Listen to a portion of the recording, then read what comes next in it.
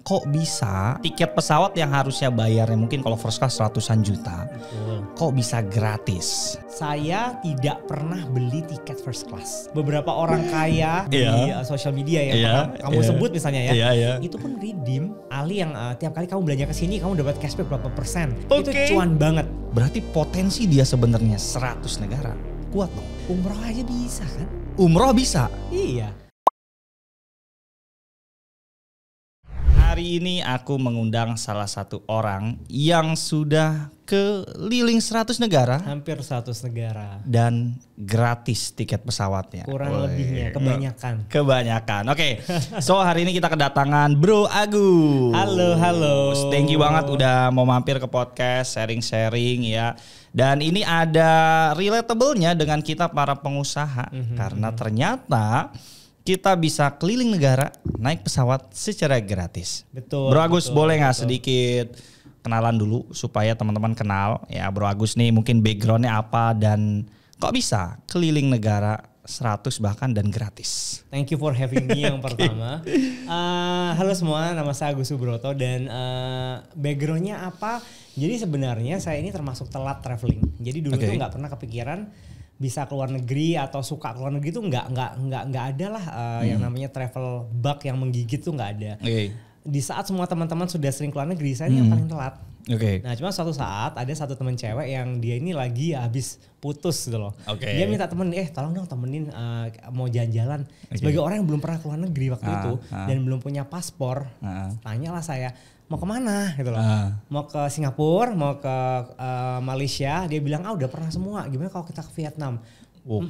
Pertama kali ke Vietnam, ya udahlah gitu loh. Pergi ke sana dan lucunya adalah waktu itu kan pengalaman pertama keluar negeri ya. Nah si cewek ini dia ini adalah hari pertama datang bulan, sorry ya. Terus for me waktu itu adalah hari pertama aku nge-gym kan. Besoknya yang cewek sakit, yang aku juga muscle sore nggak bisa gerak. Jadi di Vietnam itu 3 hari nggak bisa ngapa-ngapain tuh loh. Tapi dari situ kita pengalaman itu cukup berkesan karena meskipun kita tergeletak lemah di hotel, waktu itu aku lihat ternyata keluar negeri ini asik juga ya. Kita lihat di Vietnam itu trafiknya kacau banget waktu itu, motor-motor tuh luar biasa, lebih banyak motor dibanding manusia. Kemudian internetnya cepet banget.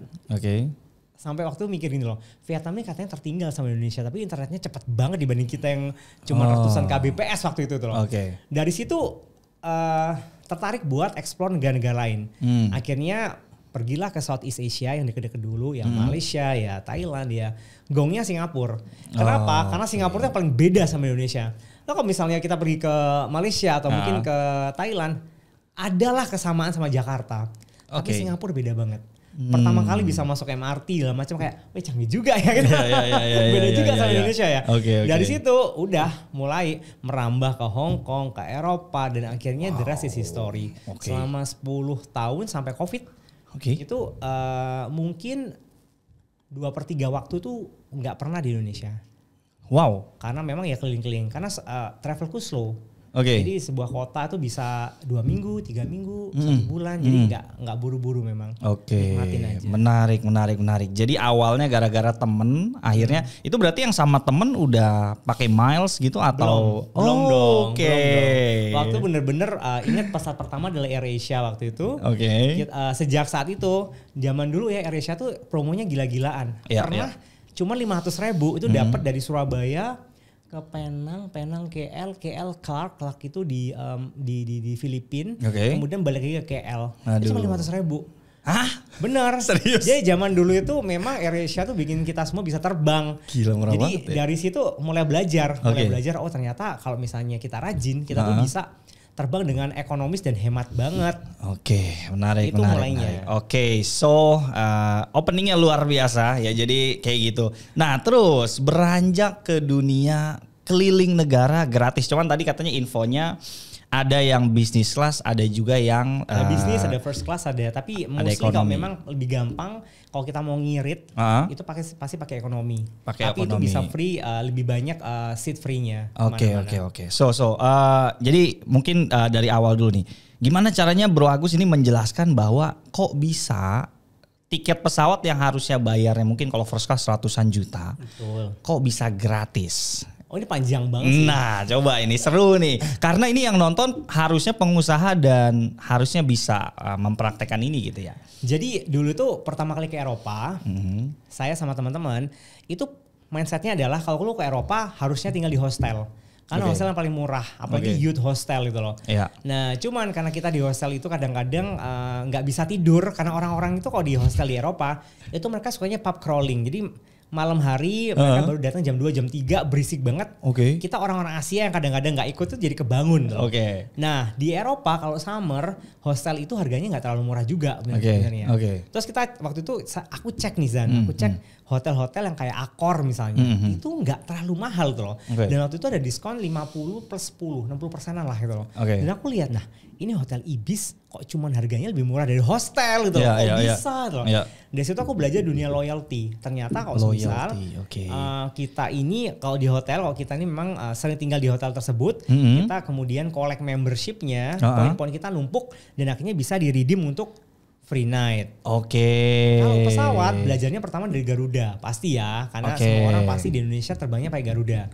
Karena waktu itu memang pekerjaan Jakarta Surabaya Surabaya Jakarta itu mungkin seminggu ada 2 kali, milesnya numpuk. Dikumpul dilihat-lihat loh. Udah terkumpul. Udah terkumpul nih bisa ke Hong Kong misalnya. Ekonomi misalnya nggak apa-apa. Waktu itu pertama kali redeem. Perasaannya tuh kayak nggak percaya. Gila ini bisa loh. Bisa redeem miles cuman bayar tax doang gitu loh. Dan itu belajar mulai selain terbang, karena terbang pasti perolehan milesnya nggak banyak. Jadi memang harus pakai kartu kredit. Nah dari situ ya udah. Zaman dulu mungkin kartu kredit nggak banyak seperti sekarang yang bisa ngumpulin miles. Tapi ya ada. Dari situ belajar ya akhirnya ya the rest is history. So jadi kesimpulannya adalah loyalty ya kan. Jadi poin miles. Miles itu apa sih Pak? Mungkin kan kita masih nol nih Pak. Kok bisa gitu loh transaksi pakai mungkin credit card atau mungkin apa gitu. Kok bisa akhirnya jadi ditukerin tiket gitu loh. Mungkin ada penjelasan simpelnya nggak buat teman-teman? Pertama gini, pada saat kita terbang dengan Garuda atau mungkin pakai Citylink sekalipun, itu sebelum kita mungkin check in, kita harus memasukkan nomor membership kita. Misal ya Jakarta Surabaya kita terbang seret sampai di tujuan, kita akan mendapatkan notifikasi kamu mendapatkan misalnya 500 miles, 600 miles hasil dari penerbangan. Jadi tiap kali kita terbang, kita dapat yang namanya miles. Nah, kalau dikumpulkan, miles ini bisa ditukarkan sebagai penerbangan. Contohnya Surabaya Jakarta, kita dapat sekali terbang ya. Kita dapat 600 miles misalnya. Nah, paham nih. Surabaya Bali itu kalau misalnya mau tuker dengan miles itu mungkin 4.800 miles. Ya udah kamu kumpulin aja sampai 4.800. Begitu udah sampai 4.800 ditukerinlah ke penerbangan gratis. Itu konsep dasarnya. Jadi sebenarnya kalau lebih gampang lagi kita beli sesuatu di IND dan ALF ya yang kita sensor kan suka ada dapat poin nih. Jadi sebenarnya miles itu dan bisa ditukerin sesimpel kita transaksi dan dapat miles. Ya mungkin sama kayak gini ya. Konsepnya sama kayak cashback lah. Cashback, itu cuman mungkin lebih gampang ini miles. Ini bedanya bisa ditukarkan ke penerbangan gratis. Oke. Semoga paham nih teman-teman ya. Nah masalahnya adalah banyak orang yang nggak paham dan mereka ini tidak memasukkan nomor membership mereka atau nggak punya membership. Jadi mereka terbang ya hilang aja milesnya. Harusnya berarti setiap kita fly kemana-mana pasti harusnya dapat miles. Check-in online, masukin nomor membership. Waktu check-in di counter kasih nomor membership kita. Bahkan kalau misalnya udah kelar pun kita lupa, kita bisa klaim. Yang nggak bisa tuh kalau misalnya ya kita nggak tahu itu loh. Ya udah hilang lah miles kita. Dan kalau teman-teman ini banyak yang nggak tahu dan kehilangan miles nggak apa-apa. Karena memang banyak yang nggak tahu. Berarti kalau yang nonton ini sering flight segala macam harusnya mereka punya banyak miles itu. Betul. Memang ada beberapa maskapai yang tidak memberikan miles. Kayak Pelita misalnya itu dia nggak kasih. Nggak semua berarti. Kalau maskapai luar negeri kebanyakan kasih. Singapore Airlines, KT Pacific itu semua pasti kasih. Garuda itu kasih. Menarik. Nah ini berarti gini ya Pak ya. Kita ngomongin kan kalau kita berpikir business class atau first class itu hanya bisa dinaiki oleh orang-orang kaya. Berarti dengan adanya miles dan juga mungkin nanti kita sedikit ngebahas bagaimana trik-triknya kan kalau flight ya mungkin ngumpulin 100.000 miles gitu kan susah banget gitu kan. Nanti kita juga bahas triknya. Berarti sebenarnya bisnis class itu siapapun yang punya spending bulanan itu bisa flight bahasanya kita dengan bisnis class ya. Bisa banget. Pertama gini loh, Bruzan. Saya tidak pernah beli tiket first class. Tidak pernah beli bisnis first class. Tapi redeem. Karena saya belum dalam fase bisa menghabiskan 100 juta hanya untuk tiket first class. Siapa juga yang ada itu keren banget sih. Banyak ya. Tapi FYI, beberapa orang kaya yang sudah sering kita lihat di sosial media ya, kamu sebut misalnya ya, itu pun redeem. Mereka juga nggak rela. Kalau misal bisa gratis kenapa bayar? Oke. Jadi menarik nih. Kalau bisnis kelas mungkin dari 100 semisal ya 100 penerbangan lah atau mungkin nggak usah muluk-muluk 10 dari 10 penerbangan itu 9 itu gratis. Atau bahkan 100 mungkin cuma 5 yang bayar. Karena memang bisnis kelas pun juga nggak murah kan. Dan memang emas itu lebih nikmat kalau kita tukarkan di kelas premium. Kelas ekonomi kan kita bisa beli sendiri kan. Betul. Kalau kelas bisnis sama first class kita baru redeem. Ini menarik nih. Oke. So, jadi per dunia miles nih. Tapi kalau kita ngomongin sebelum kita ngomongin credit card ya misalnya Pak ya. Mungkin kalau kita sering fly kayak gitu biasanya dari 10 penerbangan gitu ya. Anggaplah si maskapainya memberikan miles gitu ya. Memberikan poin. Biasanya dapat berapa sih Pak? Tergantung jaraknya dan tergantung subclassnya. Memang ada penerbangan ada kelas-kelas sendiri kan. Ekonomi itu ada yang paling murah, ada yang paling mahal. Kalau yang murah mungkin dapat masnya dikit. Kalau misalnya yang paling mahal ya dapat masnya banyak. Tapi anggap aja Surabaya Jakarta terbang 10 kali, itu mungkin bisa di redeem buat Surabaya Bali misalnya. Atau mungkin Jakarta Lampung misalnya. Jadi at least penerbangan kita tuh nggak hilang gitu loh. Triknya adalah kamu beli kartu kredit pakai kamu beli penerbangan pakai kartu kredit. Kamu dapat miles. Kemudian kamu terbangnya dapat miles lagi. Itu kita sebutnya double dip. Double apa? Double dip. Jadi kita dapat miles double. Ada triple dip ada, tapi itu ntar karena masih bingung kan. Oke. Quadruple dip kemungkinan juga ada, tapi ya itu memang masih lanjutan lah. Kalau mungkin yang awal-awal ya udah pahami dulu konsep miles, pahami dulu konsep kartu kredit. Oke. So ini makin seru nih. So jadi intinya adalah gimana caranya Bro Agus ini bisa keliling negara itu dengan cara mengumpulkan poin-poin miles lalu di-redeem untuk berangkat ke Singapura, ke Eropa dan segala macamnya. Ibaratnya kayak gitu ya. Jadi itulah kesimpulannya kurang lebih kayak gitu. Nah, terus ini yang jadi penasaran ya, dari mana sebenarnya si miles itu tercipta gitu ya. Ya, jadi maksudnya siapa kalau mungkin kan udah lama nih di dunia miles. Siapa sih penemu gitu kan akhirnya nih ada namanya konsep miles gitu dan kok bisa gitu orang memberikan poin terus ditukerin bisnis. Apakah dia nggak rugi misalnya, ini kan kita ngomongin pemula ya. Emang dia nggak rugi ya misalnya bank-bank misalnya ngasih orang bisnis kelas, first class gitu kan.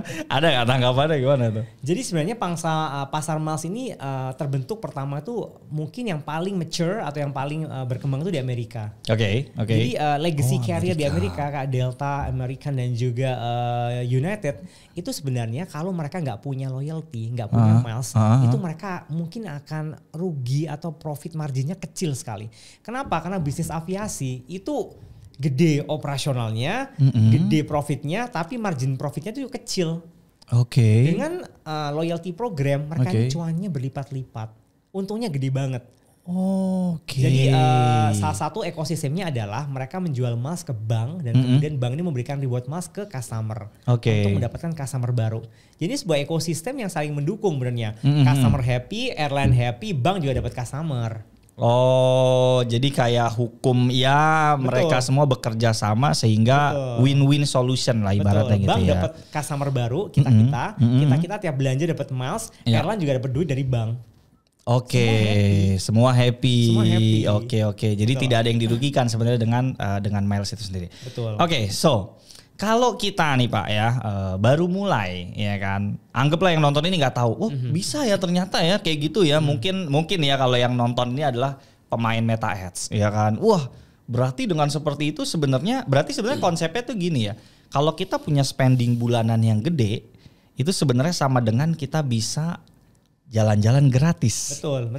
How to start, Pak? Bagaimana dari nol, apa yang harus kita lakuin? Apakah flight 10 kali selama setahun atau bahkan credit card gitu kan, atau CC segala macam? Semua harus digunakan. Jadi in this economy semua itu harus diperas loh. Oke. Terbang juga harus jangan sampai hilang milesnya. Oke. Terus yang kedua kartu kredit, cek dulu spendingnya. Mungkin kalau misal spending bulanannya 5 juta per bulan, nggak usah main miles, main cashback card aja.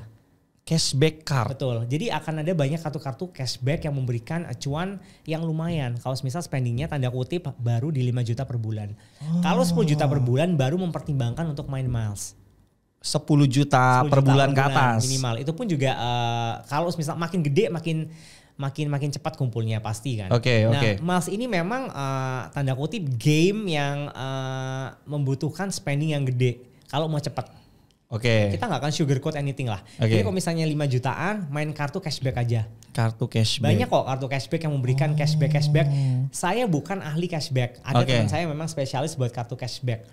Dia ini ahli yang tiap kali kamu belanja ke sini kamu dapat cashback berapa persen. Kamu belanja pakai di merchant ini kamu pakai kartu ini kamu dapat berapa persen. Itu cuan banget tau gak sih? Ada dunia ini ya? Ada serius. Itu cuan banget. Dia kalau misalnya pemula, ada teman saya nanti kalau ke Jakarta undang lagi aja, dia memang spesialis kartu cashback. Kalau 10 juta itu baru kita bisa mulai enak buat main miles. Paling enggak dalam beberapa bulan kamu udah bisa redeem Singapore Airlines lah. Sebulan? Beberapa bulan. Sebenarnya bisa diatur semua kok. Mungkin sebelum devaluasi ada satu kartu namanya Danamon JCB Precious. Ini nggak apa kan sebut? Nggak apa-apa. Nah, sebelum devaluasi, zaman dulu ya, pada waktu kamu apply dan kamu approve, kamu tuh dapat welcome bonus 2,5 atau 3,5 juta Traveloka. Udah, cuman gitu doang. Cuman daftar doang. Daftar dan di approve kamu dapat. Itu 2 juta apa cashback? 2,5 sampai 3,5. 2 sampai 3,5 kalau saya nggak salah. Traveloka. Jadi Traveloka voucher. Dan kalau misal kamu spending, sebentar kita hitung ya.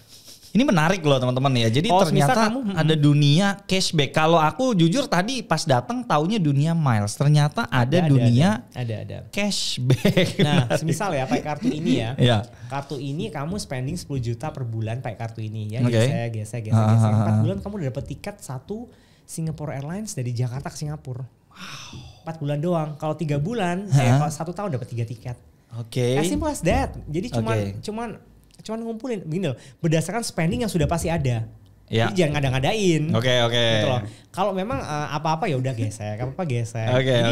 Ya langsung dibayar. Ya udah gitu loh. Menarik. Ini kalau kita ngomongin miles gitu, misalnya kita punya 3 tiket, Pak. Itu apakah bisa dipakai untuk misalnya buat istri kita atau buat teman kita, atau miles itu terkhusus buat hanya 1 orang biasanya? Bisa untuk keluarga. Tiap maskapai beda-beda. Kalau di Singapore Airlines itu bisa untuk 5 orang anggota keluarga. Kamu bisa masukin nama-nama. Ntar tiap 6 bulan kalau misal ya Zan punya pacar misalnya. Pacarnya Jin misalnya. Terus di bulan yang ke-7 Zan ini putus sama Jin. Ya udah kamu ganti namanya sama orang lain itu bisa. Kalau Garuda kamu bisa redeem buat siapapun. Buat semua anggota keluarga kamu yang ada 40 orang pun boleh. Memang beda-beda. Bahkan di praktek tertentu yang sebenarnya tidak disarankan, ada orang yang menjual milesnya untuk tiket. Menjual miles, dibisniskan. Jadi misalnya nih aku jago, misalnya kita mungkin ya kayak Bro Agus ini jago ngumpulin miles, lalu dijual ke aku gitu. Pada kenyataannya ada orang yang melakukan.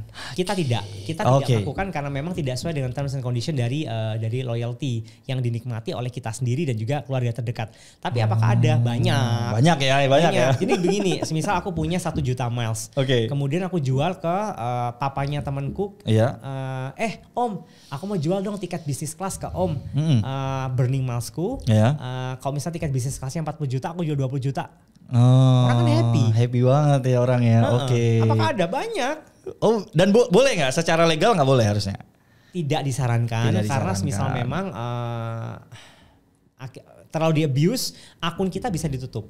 Untuk legalnya mungkin boleh tanya yang lain, cuma tidak disarankan. Tidak disarankan. Oke, menarik. Makin seru, makin ngejreng. Jadi kita dapat ada 2 tuh tadi ya. Ternyata bisa main kartu itu untuk cashback, ya kan. Lalu juga tentang bisa buat ngumpulin si miles. Tapi yang aku penasaran gitu ya Pak.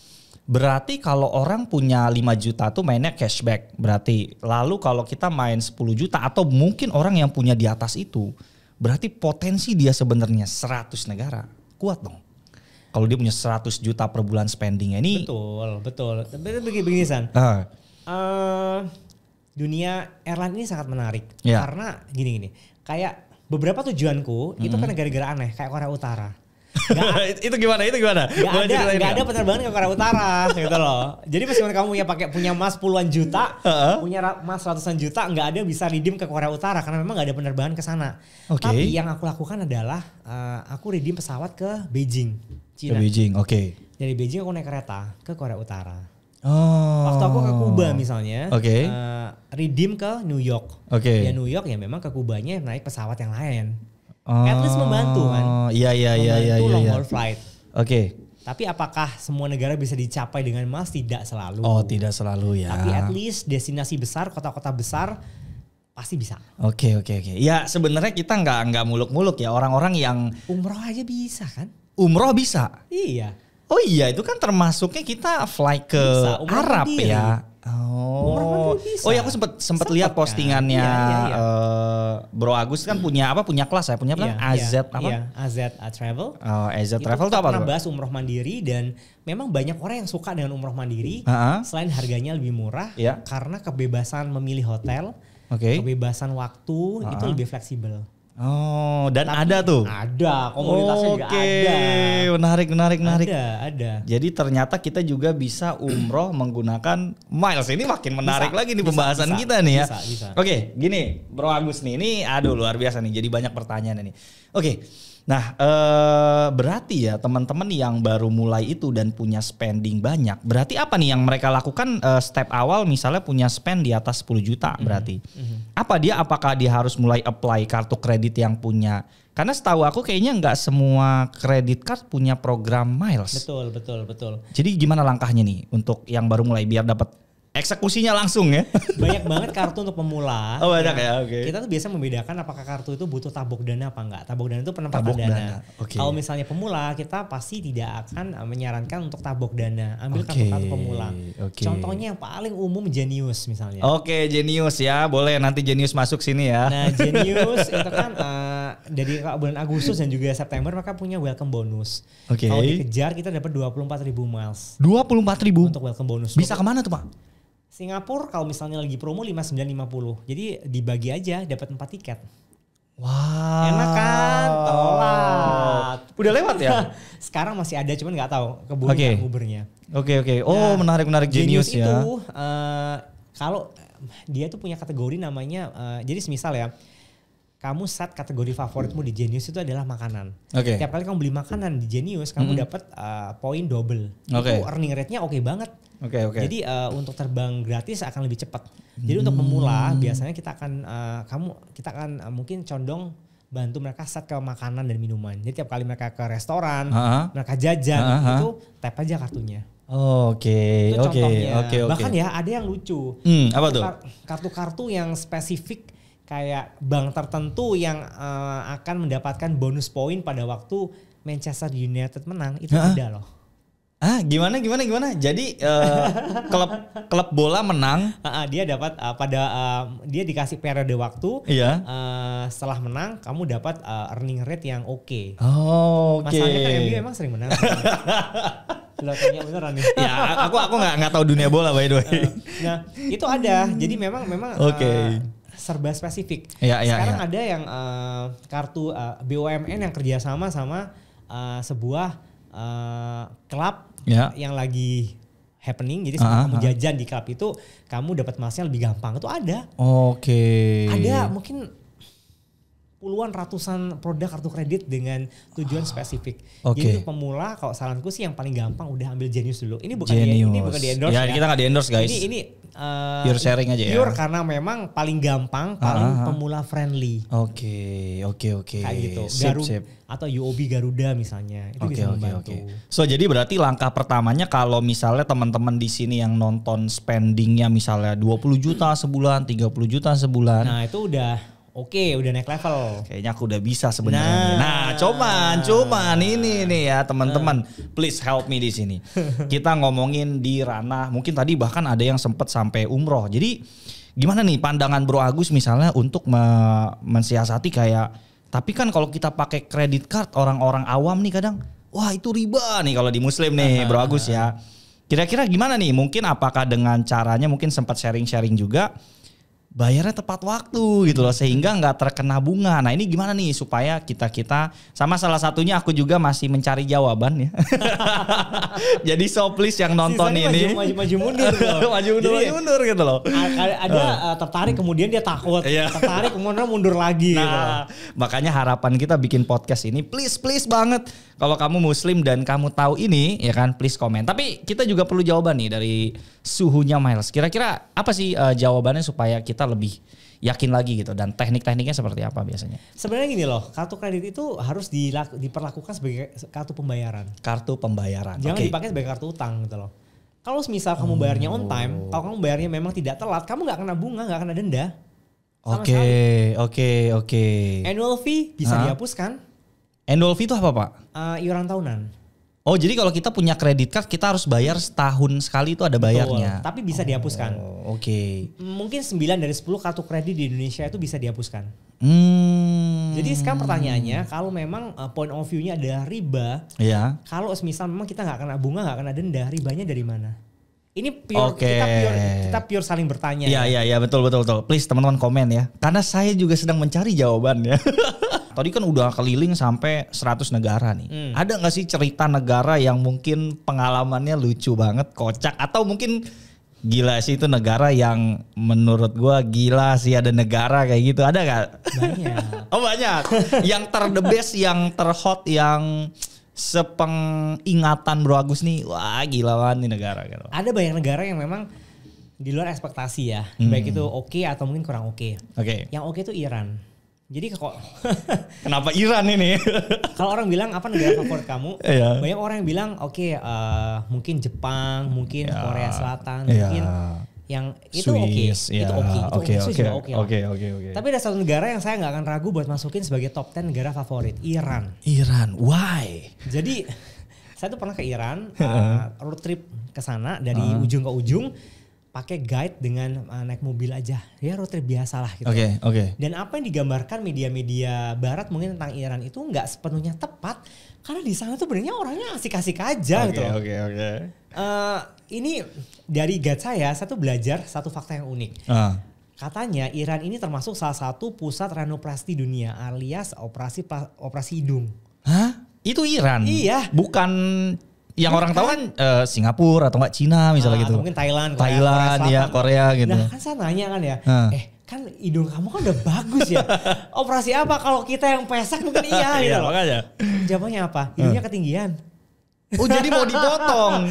Malah mau dipotong. Dibenerin lah supaya lebih proporsional atau mungkin dibagusin. Okay. Di sana orangnya asik-asik kok gitu loh. Iya. Sangat ramah. Dan karena waktu itu kita datang pada saat kondisi mereka itu di embargo, dolar itu laku banget di black market loh. Jadi saya bawa cuma $1,000 kali ya, itu bisa stretch sampai 10 hari dengan perjalanan yang sangat-sangat nikmat. Pemandangannya bagus, kotanya cantik, dan makanan oke lah. Dan itu jadi pengalaman yang menyenangkan sekali karena di luar dugaan Iran ini cantik banget. Cantik ya. Yang kurang oke tuh Korea Utara. Korea Utara. tapi berarti kalau kita mikirnya Iran tuh kan ya kalau film-film perang ya kan AK-47. Itu bener gak di kafe-kafenya orang pakai AK-47 ngejaga itu bener gak atau enggak? Harusnya enggak? Aku sih enggak lihat ya. Karena mungkin waktu itu lebih stabil situasinya. Nggak tahu sekarang, cuman waktu itu ya damai-damai aja kita. Kita bisa jalan-jalan di malam hari, kita bisa keluar masuk tempat wisata dengan santai, interaksi sama orang-orang, hiking, ngafe, koneksi dengan orang-orang muda di sana. Fine, nggak masalah. Yang nggak bisa tuh di Korea Utara. Apa nih Korea Utara, kisah apa nih yang seru nih? Korea Utara tuh terkenalnya ini ya, negaranya kejam. Kim Jong Un. Iya itu kan, itu bener gak sih kalau Bro Agus tahu yang kayak bener-bener presidennya tuh bener-bener hukum mati koruptor itu Pernah bener ya? lihat film Korea drakor Crash Landing on You nggak? Pernah denger tapi nggak sempat nonton. Persis kayak gitu. Jadi di sana itu bener-bener nggak ada sinyal. Kita ke sana tuh mungkin 5 hari kali ya. Waktu itu saya bilang ke teman-temanku, ntar kalau misalnya di hari ke-6 nggak ada kabar dari aku, tolong hubungi ke dubes di Cina ya. Takut gitu loh. Tiba-tiba kalau misalnya hilang tanpa nama karena itu nggak ada sinyal. Jadi kita masuk ke perbatasan Pyongyang, naik kereta itu kita digeledah mungkin ada 3 jam kali. Dibukain iPad-nya isinya apa, kopernya isinya apa, kita harus deklarasi masuk bawa gadget berapa, keluar juga bawa gadget berapa. Jam 7 malam kita tuh udah masuk hotel nggak boleh keluar. Ih gila, itu ada negara kayak gitu. Kenapa ya? Kenapa kayak gitu deh ya? Ya di sana tuh nggak ada internet, orang-orang baca buku, kemudian bener-bener itu terisolasi. Aku nggak bisa, ntar kalau misalnya butuh visual, ntar bisa kirim. Jadi hotelnya itu sangat tua dan kita tinggal di hotel di mana ada seorang turis US yang sempat di penjara dan akhirnya mati kan. Oh my god. Karena dihukum di sana kan. Karena dia ngambil poster or something. Jadi selama 5 hari tuh aku gak berani ngapa-ngapain. Gila serem banget. Aja. Potongan rambut di Korea Utara itu cuma ada 15 potongan. Dan kalau kamu berbeda potonganmu gak boleh. Kamu harus setor potongannya kalau misalnya cepak ya udah cepak semua. Gila. Terus kemudian gelbenya Korea itu aduh lucu. Kenapa? Unik. Dia kayak kembali ke zaman 80-an 90-an. Dan harus ditemani oleh guide. Guideku ini bisa bahasa Inggris meskipun mungkin terbatas. Dia tuh aku tunjukin kan foto-foto di Indonesia. Dia lihat wedding di Indonesia tuh kok heboh banget ya. Ini bunga-bunga beneran. Iya ini bunga beneran gitu. Terus dia memandang dengan kagum, dia bilang gini ke aku. Aku itu impianku satu. Apa tuh? Pengen ke Bali dia bilang gitu. Kenapa? Aku pengen minum kopi Bali yang katanya enak. Jadi pada saat itu aku berasa gila ya. Hal-hal yang mungkin kita taking for granted. Ternyata orang lain tuh pengen. Gini loh, kita minum kopi di Indonesia, mau minum kopi Lampung, kopi Aceh, kopi Bali kan kita bebas ya. Flores. Di sana tuh nggak bisa Zan. Pada awalnya, tapi in the end of my trip, sempat aku bilang kayak gini. Kasihan ya orang Korea Utara ini. Nah ini nggak pernah melihat hal-hal yang luar biasa di dunia ini tuh loh. Tapi kemudian ada orang Korea Utara yang kasih insight kayak gini. Kamu ngapain kasihan sama kita? Kita ini nggak pernah lihat dunia luar. Kita nggak ada pembanding. Pada waktu kita nggak ada sesuatu untuk dibandingkan, hati kita damai. Karena dia nggak punya sinyal kan? Karena dia nggak ada sinyal. Dia nggak ada sinyal. Dia nggak tahu di dunia lain tuh ada apa. Gila. Dia nggak. Waktu itu ada zaman. Kayaknya waktu itu ada lagi rame film-film Batman, Superman. Dia tuh gak tahu Superman itu apa tuh. Dia tuh gak tahu sama sekali tuh. Masih baca buku. Ada negara kayak gitu ya? Ada gitu loh. Oh my god. Jadi ya gila. Itu negara yang berkesan. Tapi kalau misal ditanya apakah mau balik lagi? Enggak. Karena for me itu deg-degan banget kali ya, 5 hari itu deg-degan. Depressing for me. Gila. Untuk orang yang lumayan extrovert atau extrovert kayak aku gini. Aduh. Oke. Lah, nice. Jadi pesannya jangan ke Korea Utara ya. Kecuali yang suka tegang-tegang boleh lah. Kecuali konten kreator yang mencari konten atau mungkin cari yang pengalaman baru untuk gila itu menambah wawasan. Boleh ya. Oke. Wah seru banget, luar biasa. Lanjut kali ya, dikit lagi kita ngomongin tentang back to miles lagi. Mungkin gini, ada mungkin beberapa orang yang mungkin ya pengen ngajuin kredit card. Ya mungkin ya makanya mindsetnya tadi diubah ya. Jadi kredit card ini kita tujuannya adalah sebagai alat pembayaran dan juga untuk ya tadi ngincer miles. Tapi mungkin ada beberapa orang ini gak sih Bro Agus yang dia takut terlilit utang gitu. Ada gak trik-triknya yang supaya kamu kalau mau pakai kredit card dan tujuannya buat miles, mainnya gini. Jadi kamu gak kelilit utang lah mungkin. Ya apalah namanya orang Indonesia kan mikirnya wah punya duit gede akhirnya dipakai foya-foya. Ada nggak trik-trik khususnya kira-kira? It's all about mindset sih. Yeah. Kok saran saya, kok memang masih ragu dan nggak bisa kontrol diri, nggak usah main kartu kredit. Oh, kita nggak sugarcoat anything lah. Gitu. Iya. Jadi kok memang karena kadang-kadang begitu kita dapat kartu kredit dengan limit yang gede, kita tergoda untuk mau beli ini sesuatu yang mungkin kita akan nabung dulu. Nah prinsipnya gini, apakah kamu sanggup ketika habis gesek langsung bayar? Kalau kamu sanggup beli. Kalau kamu masih nggak sanggup, kayaknya nggak sanggup, tunggu bulan depan sisanya jangan beli. Simple. Oke. Misal berusaha mau beli Piranti kamera baru misalnya, harganya 30 juta misalnya. Limit di kartu kredit 50 juta. Bisa kan? Bisa. Tapi kamu mikir dulu, semisal aku beli sekarang malam hari aku kalau mau lunasi bisa nggak? Mampu nggak? Kalau semisal memang kayaknya nggak mampu karena cash flow lagi seret, tinggal 20, ya udah jangan beli. Belilah sampai bener-bener cash flow-nya oke dan bisa langsung lunasin. Itu untuk pemula ya. Yang mungkin masih takut untuk mengontrol diri sendiri. Iya. Jadi sebenarnya simpelnya adalah beli langsung bayar. Oh jadi si Cece itu bisa. Cece itu bisa kayak gitu. Bisa. Oh. Itu latihan. Jadi latihan. Kalau misal setan-setannya ini terlalu menggoda, ya udah jangan. Yang dapat ngutang jangan dong. Yang dapat ngutang jangan. Aja gitu loh. Itu kebiasaan kok. Iya. Jadi ya perlu dikontrol ya teman-teman ya supaya lebih aman. Kalau menurut Bro Agus ya, berarti orang-orang yang dalam tanda kutip misalnya dia ya kalau aku yang ngebayangin ya gila enak banget nih bisnis kelas segala macam. Kira-kira orang yang punya spending berapa menurut Bro Agus? Lu harus banget main miles sih. Dalam catatan ya bisa ngontrol tadi dan mungkin sudah yakin ya dengan segala macamnya oke deh berani gitu. Spending berapa sih dan dia bisa apa ya? Ya bisa lah minimal ke mungkin jangan yang Singapura dekat. Yang jauh mana sih kalau negara tuh? Tergantung yang mahal banget gitu. Mau sejauh mana? US. Swiss jauh nggak Swiss? Swiss jauh lah. Jauh ya itu berapa ribu miles berarti? Tergantung naik kelas apa dan pesawatnya apa.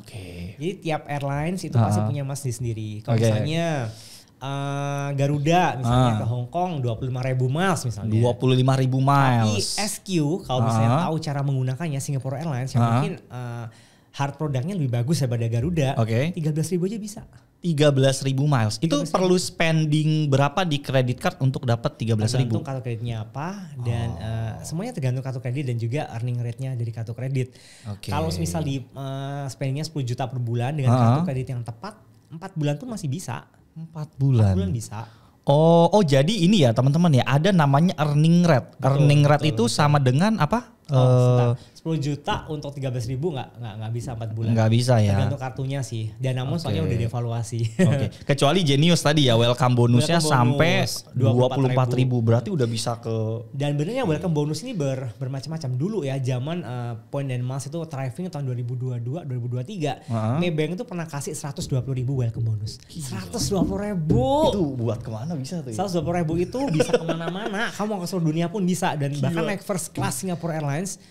Jadi gini, pertama kali aku naik first class ya Zan ya. Ini boleh nih pengalaman first class nih, aku pengen tahu nih. Gimana waktu tuh? Itu diriku hanya seorang mahasiswa dan juga penyiar radio yang tidak akan mungkin bisa membeli tiket first class 100 juta dari Garuda gitu loh. Tapi pada waktu itu hoki banget karena Garuda ini lagi mengeluarkan promo 90% penukaran miles. Oh my God. Jadi instead of 180.000 untuk ke Amsterdam, dia tuh cuma minta 18.000. 18.000 miles udah bisa ke Amsterdam first class. Gila. Aku langsung redeem dan aku langsung booking tiket setahun untuk saudara-saudara, untuk mama, untuk diriku sendiri. Surabaya Jakarta, Jakarta Hong Kong, booking semua. Aku bilang ke mama, "Mah, pokoknya aku mau booking sekarang, ada acara apapun dibatalin ya, karena ini jarang banget kan, diskon 90%. Gila.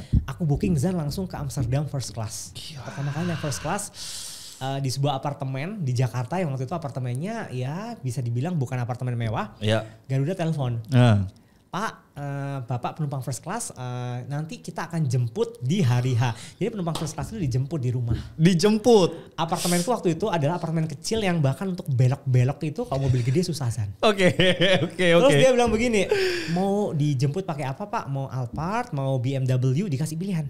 Wow. Dikasih pilihan mobilnya. Oke, di first class nih kayak gini nih ya pengalaman. Waktu itu aku bilang ya udahlah pesen Alphard aja biar lega. Oke. Alphardnya nggak bisa belok. Wah, oke. Karena memang apartemennya waktu itu ya apartemen biasa gitu. Ya, Jadi dia sampai kagok sendiri tuh loh. Oke. Dari situ kita masuk ke launch first class Garuda. Di escort, kemudian tiba-tiba begitu masuk dia bilang first class passenger incoming. Ada yang nyambut, ada yang main piano.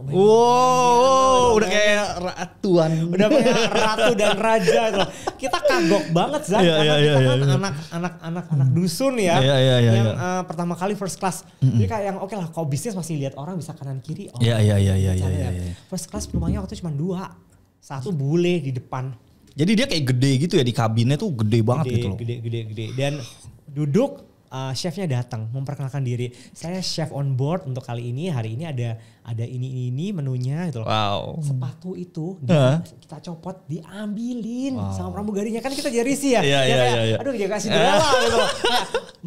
Jangan, nggak usah. Okay. Tapi memang Garuda itu terkenalnya hard produknya mereka bukan yang paling bagus, tapi pelayanannya mereka nomor 1. Oke. Oh itu waktu itu first class-nya Garuda.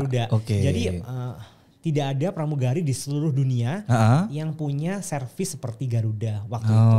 Oke. Memang mereka menjadi best cabin crew kan. Oke. Dikasih kaviar sama seru banget. Ini kaviar kayak begini rasanya. Oke. Aduh. Jadi selama penerbangan 14 jam itu bikin heboh karena teman-teman gila lu kaya banget ya. Iya. Itu one way tuh waktu itu tahun 2000 berapa ya? 16 kali ya. Itu 85 juta kalau nggak salah one way Garuda. Gila. Kita cuman redeem 18.000 miles plus taxnya paling cuman 1 juta 2 juta aku lupa. Oke. Gila seru banget first class. Itu pengalamannya kayak gini ya, pengalaman first class. Berapa kali Pak berarti total udah naik first class itu berapa kali first class gak banyak. Mostly business class. Karena menurut aku pribadi sweet spotnya itu di business class. Kenapa? Bisnis kelas pun udah bisa tidur kok. Iya. Udah full flat bed. Kemudian juga makanannya juga enak, semuanya juga oke. Cuman kalau first class itu is about experience. Iya. Wajib dicoba lah kalau kita ini minimal sekali nyobain lah. Betul. Kalau SQ itu first classnya juga mewah. Karena kamu boleh pesan lobster, kamu boleh pesan asik banget ya. Wine-nya, champagne-nya itu kalau misalnya aku nih jarang bisa minum Zan. Lebih suka jus wortel sama. Sehat banget ya. Jadi pada waktu kita masuk launch segala macam, kita order apa namanya jus wortel, mereka bilang, "Lo kenapa kamu nggak order champagne-nya aja yang segelasnya bisa 500.000, segelas doang ya, segelas doang 500.000, bahkan yang paling mahal sekalipun loh. First class itu bahkan misalnya Japan Airlines, mereka itu punya champagne yang sebotolnya itu 15-16 juta. Gila. Nah kalau bisnis class nggak punya. Tapi untuk orang yang memang tidak mengejar experience, bisnis class cukup bener. Iya benar. Dan cari seat first class lebih susah.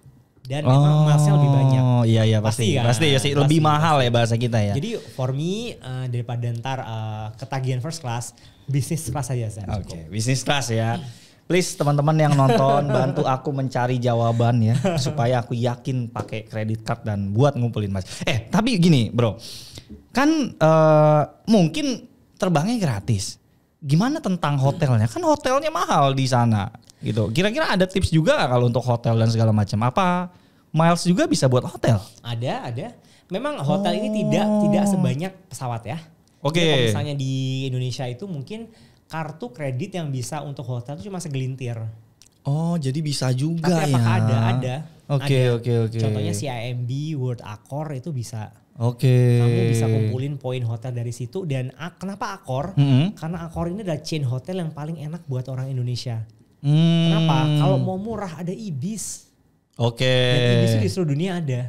Ibis seluruh dunia ada. Kan Accor kan dari Prancis, dari Eropa. Iya. Oh, berarti itu ketika kita mau pakai hotel, kita redeemnya pakai miles juga bisa? Pakai poin hotel. Oh, poin hotel beda. Jadi dunia lagi. Kartu kredit yang khusus untuk poin hotel. Oh, ada. Apakah dari airline miles ini bisa dipindah ke poin hotel? Bisa. Nah itu untuk level lanjutan. Jadi dunianya ini sangat luas. Metaverse-nya sangat luas. Makanya Bro Agus ini punya kelas apa sih? Punya kelas point miles gitu. Betul. Ada level 1. Ada level 1, level 2, level 3. Ada private consulting. Jadi ada private consulting juga. Kalau yang private consulting itu lebih ke super greasy rich. Yang kadang-kadang duitnya nggak berseri. Yang DT Unlimited ya. Unlimited. Silakan hubungi Bro Agus.